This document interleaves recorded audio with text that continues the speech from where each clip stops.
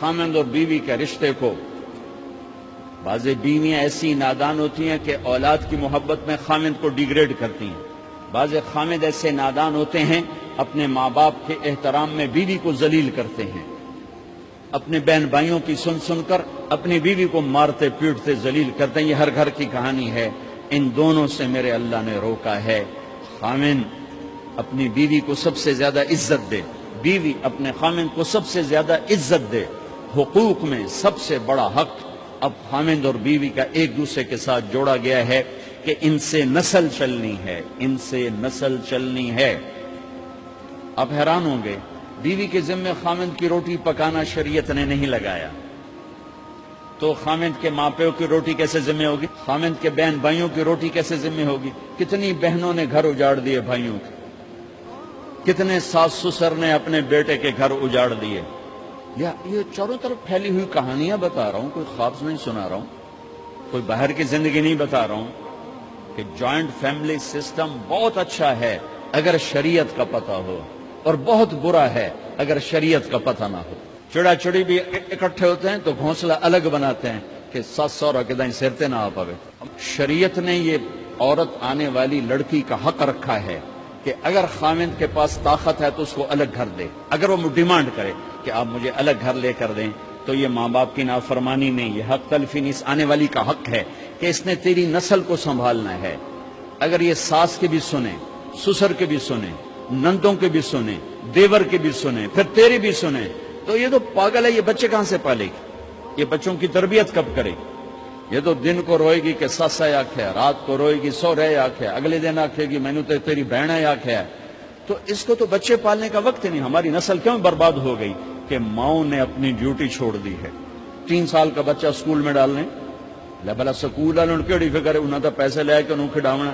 میرے نبی نے کہا 7 سال تک تو نماز بھی نہ کہو، گلے سے لگا کر رکھو۔ 7 سال تک نماز بھی نہ کہو، بس اس کو قریب کرو قریب کرو قریب کرو، 10 سال میں جا کے نماز کہو۔ 3 سال کے بچے کو ڈالتے ہیں اسکولوں میں، اس کے لاشعور میں ماں باپ سے نفرت پیدا ہو جاتی ہے۔ یہ میری اب بیتی ہے، اللہ نے مجھے تبلیغ میں لگا دیا تو شریعت پڑھنے کے بعد اللہ نے میرا سر جھکا دیا، ورنہ میں تو بالکل باغی ہوتا۔ تو میرے نبی فرما رہے ہیں 7 سال تک نماز بھی نہ کہو، بس سینے سے لگا کے رکھو تاکہ تمہاری صفات منتقل ہوں اور تمہاری محبت ان کے اندر منتقل ہو۔ تو جب بیوی پر پورے گھر کا بوجھ پڑ گیا تو وہ اپنے بچوں کو کب پالے گی اور بچوں کی کب وہ تربیت کرے گی؟ وہ تو صبح سے شام تک چولہے پر تھک چکی ہے، اور اوپر سے جو تانے ہیں وہ الگ ہیں، جلی کٹی، کبھی ساس کہہ رہی، کبھی سسر کہہ رہا، کبھی بہنیں، کبھی دیور، تو وہ تو بالکل بیچاری پاگل ہو جاتی ہے۔ کہیں اس کا الٹ بھی ہوتا ہے، آنے والی ایسی آتی ہے کہ پورے گھر کو تباہ کر کے ماں باپ کو بھی دھکا دلا کے اپنے خامند کو لے کے نکل جاتی، ایسا بھی ہے لیکن یہ بہت کم ہے۔ ابتدائی رشتہ خامند اور بیوی ہے، خامند اور بیوی یہ ابتدائی رشتہ ہے۔ اللہ نے آدم کو بنایا اور حوا کو ساتھ بیوی بنایا، اولاد بعد میں دی۔ اور ایک اور بات، آدم کو بنا دیا مٹی کا پتلا کٹھا کر کے، مٹی کٹھی کر کے پتلا بنا دیا، 40 سال کے بعد روح ڈالی، چل بھائی جا جنت، اور اکیلے بھیج دیا، بیوی نہیں دی۔ حالانکہ اللہ چاہتا تو ساتھ ہی حضرت حوا کی مٹی کا ڈھیر بھی لگا دیتا، اس کا پتلا بھی تھپ دیتا، فرشتوں سے تھپوا دیتا، اور پھر 40 سال کے بعد دونوں کو اکٹھا جنت میں ڈالتا۔ بہت سارے پیغام، اس میں بہت سارے پیغام، تاخیر ساتھ نہیں بنایا، دیر سے بھیجا، انتظار قدر کو بڑھانے کے لیے کہ عورت کی قدر کرنا، کمزور ذات ہے، کمزور مخلوق ہے، قدر کرنا۔ دوسرا، پہلے دن پتلا نہیں بنایا کہ ننگا پڑا ہو، عورت کا پتلا ننگا ہو، مٹی کا ہو، پتھر کا ہو، تو اس میں کیا کشش؟ تو ان مرد کے لیے کشش کوئی نہیں، تو فرشتوں کو کیا کشش تھی؟ پہلے دن سے عورت کو پردے میں بنایا، بے پرد نہیں کیا، بے پرد نہیں کیا، اس کا پتلا نہیں بنایا، اسے ننگا نہیں چھوڑا، اس کو پہلے دن سے کورڈ۔ اور کیسے بنایا؟ فرشتوں کو کی آنکھوں پہ پردہ اور آدم کو سلا دیا۔ آدم علیہ السلام سوئے ہوئے ہیں، فرشتوں کی آنکھوں کے سامنے پردہ ڈال دیا گیا. جب آدم اٹھے ہیں. اور ایک اور بات، جنت میں رہ کر بھی آدم علیہ السلام کا دل نہیں لگتا تھا، اداس اداس رہتے تھے. اماں آئی تو بابے دا دل لگا، تو اداس رہتے تھے جنت میں. جب آنکھ کھلی تو اپنے لیفٹ سائیڈ پہ ایک خاتون سر سے لے کر پاؤں تک لباس میں. آپ نے سنا ہے نا، یوسف علیہ السلام دنیا میں سب سے خوبصورت ہستی پیدا کیے گئے. یہ مردوں میں، عورتوں میں سب سے خوبصورت حضرت حوا کو پیدا کیا. کون ہے؟ کہتے ہیں اللہ کی آدم تیری بیگم.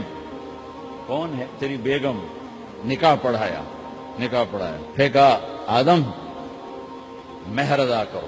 تو انہوں نے پوچھا کیا مہر دوں؟ تو وہاں تو سونا چاندی ڈھیر لگے پڑے تھے. اللہ تعالیٰ کہتے دا من سونا چاہ کے دے دے. میرے اللہ نے کہا تیری نسل میں میرا آخری حبیب آنے والا ہے، اس پہ ایک دفعہ درود پڑھ دے، یہ مہر ہے. سیدھے ہاتھ میں برکت ہے. پیدا کیا الٹی طرف سے. الٹی طرف سے کیوں پیدا کیا ہے؟ کہ الٹی طرف دل ہے، اور دل کے نیچے جو پسلی ہے وہاں سے پیدا کیا. اس میں پیغام کیا دیا کہ عورت جس روپ میں ہو، پہلا روپ اس کا بیوی بنا، پھر وہ ماں بنی، پھر اس آگے بیٹی کا روپ ہے، پھر بہن کا روپ ہے، پھر خالہ ہے، پھوپھی ہے، دادی ہے، نانی ہے، ساس ہے. جس روپ میں بھی عورت ہے اس کو دل کے قریب جگہ دو. یہ دل کے نیچے سے پیدا کرنے میں یہ پیغام دیا گیا ہے. اسے ذلیل نہ کرو، اسے خوار نہ کرو، اسے بے عزت نہ کرو، اس پر شدت نہ کرو. تو پہلا بنیادی رشتہ خامند اور بیوی ہے، اور آخری رشتہ بھی خامند اور بیوی ہے. لیکن اس وقت ہمارے معاشرے میں خامند سے زیادہ اس کے ماں باپ حق جتلاتے ہیں، خامند سے زیادہ اس کی بہنیں حق جلاتی ہیں، خامند سے زیادہ اس کے رشتہ دار حق جتلاتے ہیں، اور جھوٹی سچی شکایتیں لگا کر بیوی سے متنفر کرتے ہیں، اور کہیں بیوی کو خامند سے متنفر کرتے ہیں. آپس میں لڑائی لڑا کے پھر خوش ہوتے ہیں. میرے نبی سے پوچھا جائے یا رسول اللہ آپ کو سب سے زیادہ کس سے پیار ہے؟ تو آپ نے کہا عائشہ سے. اللہ، وہ جھیپ کے کہنے کے نہیں، میں پوچھ رہا ہوں لوگوں میں آپ کو کس سے زیادہ پیار ہے؟ تو آپ کہتے ابو بکر سے. تو آپ نے پھر کہا ابوہا، مجھے عائشہ کے باپ سے زیادہ پیار ہے. پھر پہلے عائشہ کا، تو پھر کہتے ابو بکر. تو آپ نے کہا نہیں، ابوہا، مجھے عائشہ کے باپ سے سب سے زیادہ پیار ہے. یہ آپ کو میسج دیا ہے کہ گھر کی زندگی کیسے ہوتی ہے. کوئی عشق نہیں چڑھا ہوا تھا، میسج ہے نا.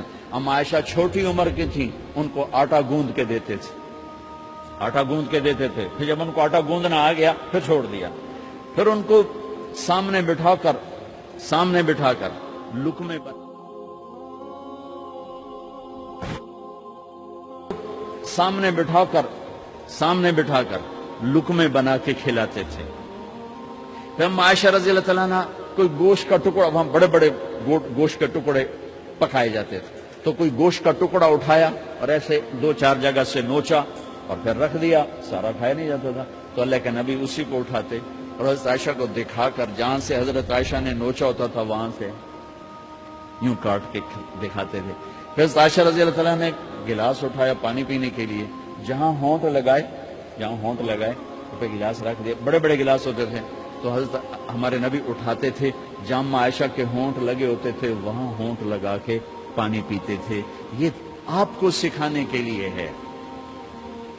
اپنے گھر والوں کے ساتھ بیٹھ کے کھانا کھاتے.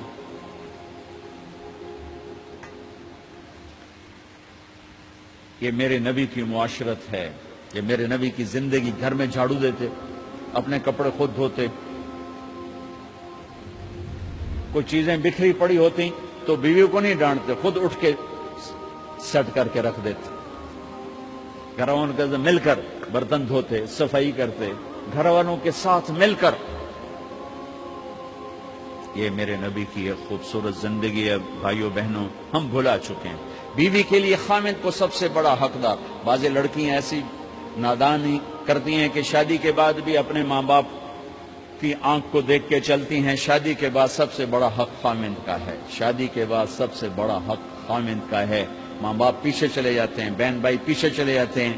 لیکن یہ نادانیاں بھی دیکھنے کو ملتی ہیں کہ شادی کے بعد بھی ماں باپ اپنی بچی کو اپنے قابو میں رکھنے کی ترتیبیں سوچتے ہیں تو وہ بھی اپنی بچی کا گھر برباد کر دیتے ہیں۔ میرے نبی سے پوچھا گیا یا رسول اللہ عورت پر سب سے زیادہ کس کا حق ہے؟ تو آپ نے فرمایا اس کے خامند۔ ایک خاتون ہے، یا رسول اللہ میری شادی ہو رہی ہے تو میرے اوپر میرے خامند کا کیا حق ہے؟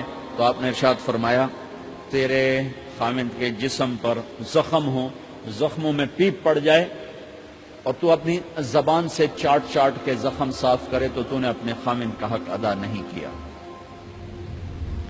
خامند کو سمجھایا کہ سب سے بہترین مسلمان وہ ہے جو بیوی سے اچھا سلوک کرتا ہے، اور میرا سب سے اچھا سلوک ہے اپنی بیویوں کے ساتھ، یعنی قاب قوسین او ادنا آپ کا مقام ہے، اللہ پاک کا دیدار اپنی آنکھوں سے کیا ہوا ہے، اور آپ ہمیں معاشرت سکھا رہے ہیں کہ ایک جہاد کے سفر سے واپس آ رہے ہیں، ہم عائشہ ساتھ ہیں، تو آپ نے صحابہ سے کہا بھئی آگے چلے جاؤ، تو سارے آگے چلے گئے۔ جب سارے نظروں سے غائب ہو گئے تو آپ نے کہا عائشہ دوڑ لگاؤ گی میرے ساتھ؟ عائشہ نے نہیں کہا، میرے نبی نے کہا دوڑ لگاؤ گی؟ آج کل کا کوئی علامہ بھی یہ نہیں کرے گا۔ عائشہ دوڑ لگاؤ گی میرے ساتھ؟ کہا جی لگاؤں گی۔ تو دوڑ لگائی تو عائشہ فرماتی ہے میں آگے نکل گئی، اللہ کے نبی پیچھے رہ گئے، چاہے آپ جان بوجھ کے آستہ ہوئے ہوں ان کی دل جوئی کے لیے۔